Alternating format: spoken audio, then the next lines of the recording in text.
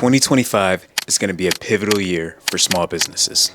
AI is here, and it's transforming the way we connect and grow. And meanwhile, the younger generation is leapfrogging traditional methods, and they're building million-dollar businesses overnight on TikTok. However, with the potential TikTok ban, now is the perfect time to seize a once-in-a-lifetime opportunity for small businesses. There's going to be a huge shift in where attention is flowing, and that attention is flowing straight to YouTube. In this video, we're going to take a deep dive into why YouTube is the perfect marketing channel for local businesses. We'll explore why it makes sense, how it can save you time, and we're going to talk about the best ways to leverage it as a platform, whether you're working with an agency or you're doing it all yourself. We're also going to share some inspiring success stories from other local businesses at varying different stages, right? So we're going to show people that are doing it at the very highest level, showing people that are just getting started out, and people that are kind of on their way to getting to that high level. And I'm going to be giving a little bit of insight on what I'm going to be doing this year for my marketing strategy. So I'm going to be doing this series called Playbook. And I really want to break down some entrepreneurs that are doing it at an intermediate level and then entrepreneurs that are doing it at the beginner stage. No matter where you're at in your journey, there's going to be something for everybody. If you're just starting out, it helps to see that people that are doing it at the highest level, they're actually running their businesses successfully using YouTube as their primary marketing channel, right? And for people that are at the highest level, right, you can see the strategies that others are implementing, like your competitors are implementing. Or if you're doing it at the highest level with these playbooks that I'm going to be doing, you'll get to see people that are doing it at a high level in a different niche, right? So you'll be able to take away different strategies that they're using and implement them in your marketing strategies. Or people that are entry level, right? There's nothing like that hunger, right? Like there's nothing like that hunger where you have to, you're fighting for 100 views, you're fighting for 200, you're fighting for 500 views. There's something that anybody can learn from any levels. So what we're going to be doing is we're going to be talking about the different strategies that people at different levels are implementing in their YouTube strategies. And we're going to be doing in-depth breakdowns. We're going to try to make these videos as practical as possible. So now let's talk about the important things. Why am I so bullish on YouTube being the marketing platform of the future? YouTube is a game changer for local businesses.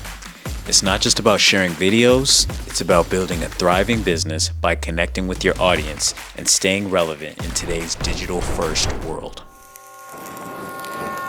Think about it. YouTube allows you to tell your story, show your expertise, and reach people who might have never walked into your store otherwise. It's a platform that works for you 24/7, turning casual viewers into loyal customers, even when you're closed. YouTube helps you earn people's trust. If you remember earlier, I talked about the trust bridge, and that's a way for you to build a bridge to get your audience from the problem to the solution. So how do you get people to trust you, right? It's through the behind the scenes content. It's through the stuff that we never actually want to film, but like we catch on accident. You want to showcase the behind the scenes. You want to showcase the batter that goes into making the cake. You want to show the process that you use to make the cake, because that's what people actually really care about. So if they're buying a product from you, right, they want to see the care and the detail that goes into making those products. If you're a barber, they want to know exactly how that experience is going to look like for them, right? Because they're on the other end of the camera. They're like, okay, I wonder what he would look like with my hair, right? Like I've got super thick, coarse, nappy hair, but all I see on this person's Instagram are pictures of people with very nice, fine, not nappy hair, right? When you see a potential barber cutting hair that looks like yours, or a contractor, right, that's remodeling a house that is similar in size and stature to your house, right, you can see yourself actually hiring that contractor. I don't think a lot of local businesses are tapping into the magic that is YouTube local, right? So when you make a YouTube video targeted at a city, I have a content agency located in Detroit, and so I want to use this as me planting my flag in the city of Detroit. I want to shoot a video on Detroit and how Detroit is in the middle of its revival, right? And how that looks like bigger picture wise, and how it's seen in a marketing sense, right? Like to the rest of the world. People are actually starting to take notice, and it's like very reminiscent of like when you get some initial traction, right? Like in a marketing campaign. It's just, there's just some real strong similarities and parallels between those two situations. But like when you make a video that is targeted to your local community on YouTube, right? So what happens is it's gonna push it to people that care about your city, people that have searched videos about your city. If you package that video well enough, right, that's something that can go viral amongst your community. And that's really all a local business really wants and needs. Going viral in your own community, right? You don't care about people in the next state over. You as a local business service provider, you want to go viral in your own local community, because then that leads to foot traffic, people coming in your door, people recognizing you when you're going out on the street and you're doing things, right? That's what you really want. That leads to more business, that leads to more sales. So you don't need multiple cameras, you don't need nice lights, you don't need a nice backdrop. You have multiple places to shoot. You have a brick and mortar business, right? Or you're out in the community doing things. You're actually out making an impact on this world. You're not a TikToker that's making videos in your apartment, right? Like, you are a real world business owner. You're out there shaking hands with people, making deals, executing on deals, right? You're doing real world things, and there is so much value into showcasing these real world dealings, right? And then like passing that information on to people that are one step before you, right? Or showing your customers exactly how deals work. You can actually precondition your customer on your sales process, right? Through YouTube. You can be like, hey, we have multiple service offerings, right? This is our lower tier, this is our mid tier, this is our high tier, right? So you can kind of precondition people based on what they're looking for before they even contact you, right? Like, you are literally setting the frame for how they can do business with you before you even get on a sales call or before you even interact with them. It doesn't have to be a high budget production. It can literally just be you showcasing your machine shop, your barber shop, your flower shop, or you out and about doing deals with customers. That's it. There's just so many different things you can do. I always talk about the know, like, and trust factor, right? So people do business with people that they know, like, and trust, obviously, right? We've probably heard that a million times. No, the first one we talked about, getting found online, right? So brand is one of the most important things. It's the reason why we do marketing, right? So you want to be known as the go-to therapist. You want to be known as the go-to contractor. You want to be known as the go-to barber in your city. Make videos about your city, uplift your city, talk about the things you're doing in your community, right? And then obviously talk about your services, showcase your services, but like uplift the community, be a pillar in your community, and that brand will speak for itself. And then people will obviously like you, and they will trust you when they see you're doing these things in public, right? And you're documenting and showcasing these things on YouTube. YouTube is great for bringing foot traffic in your door, right? It's not just YouTube organic, right? So when it comes to actually getting people in the door, you can create offers on your YouTube videos. If you have a bakery, it gets a free pastry or something, right?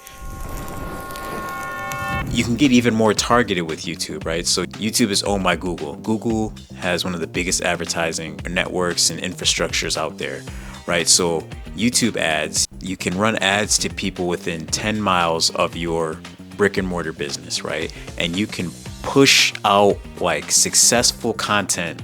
So basically how it works is you take your organic content, your organic videos that have performed, right? So you take the data that you get from those videos, right? And you take the videos that have performed, and then you put some marketing spend, you put some actual ad spend behind those videos, right? And then those videos, once you've seen that they perform, right, you take that marketing spend and then you can amplify that and just constantly hit people with your branding, your messaging, right? So they know exactly who you are. You can become a local celebrity in a 10-mile radius, right? Because you're just messaging people so many times. They will see your advertisements repeatedly, right? And they will eventually say like, okay, let me go walk in the door and see what this guy, gal, business owner has to offer. So the next one is making content that lasts, right? So the beauty of YouTube, if you wanted to, every video could technically be formatted as a sales video, or you could format every video as an educational, informational video, right? So This way, when customers have questions of like very specific questions that you've answered repeatedly, just take that question and then just make a YouTube video on it, right? And then if it's a frequently asked question, you just get to send that video off to that customer that has a question, right? It's like a rabbit hole, right? They watch one video and then they watch another. And then if you're really good at YouTube, like they'll keep going, they'll subscribe. And then like every week when you release a new video, they'll get hit with that new message, right? So it's a snowball effect. If they're interested in a topic, YouTube is always gonna find them with that video, right? So eventually you hit them with enough messages, something is gonna catch their eye and they will want to do business with you at some point. And so here's the thing, not a lot of businesses have gotten to YouTube yet, right? So YouTube is the hardest platform because it's longer format content. It takes a lot of work, and in the beginning, it's very tough to get going, right? So it's all about the packaging, your title, your thumbnails, so the graphic design, like the ideas you come up with. And then you have to actually be entertaining and be good on camera. There's so many different things that matter with YouTube, so it's a hard platform to get right and execute, but like when you do, it really works. There's a few YouTubers that are executing on content. One that's executing at an extremely high level she's a psychiatrist that makes content about mental health. So she makes content about schizophrenia, bipolar disorder, depression, anxiety, and she does it in an educational way. She has a large content database of all different kinds of content that's helpful for your average everyday person that might be dealing with a mental health issue. Next up is another entrepreneur, and he has a gas station. This guy's name is Babir, and he owns Fave Trip. So Babir does not necessarily always have his face in front of the camera. He found an interesting concept where he was using some of the security footage from inside the gas station, and he started posting it to YouTube. So that ended up growing that channel to about 2 million. Then he started a second channel, which is branded with his store name. I think he wanted to take the content a little bit more seriously because this is attached to the actual brick and mortar business, the Fave Trip brand. Another thing that they actually execute on very well is they partnered with the right influencer. They partnered with Larry King, got a job at a gas station, or it was either a gas station or convenience store, and he just started shooting the content. Fave Trip recognized this and then wanted to bring him in as a strategic influencer. And the last one is Homeboy Coffee. Looks like they've got like 8 or 9 videos on their YouTube channel, and it kind of blew up. What they're doing is cinematic storytelling content about what it's like to own a coffee shop as a 19-year-old. So it goes into detail about like the problems that they face and the story and the origin behind and how a 19-year-old was able to secure this business. When you look at the data that the platforms give you, YouTube gives you so much data, right? So you get the age range of the people that are watching you. You see exactly how long people are staying on your video. YouTube will actually give you a curve for like, okay, this like 25 seconds in, 90% of people dropped off, right? And you can see the different things that you're saying in the videos, and you can see how your videos are resonating with people, and you can see like what videos are recommending your content, who your content is reaching. It really gives you a lot of data, so you can take that data and then make actual thoughtful business decisions, right, to actually generate yourself more revenue.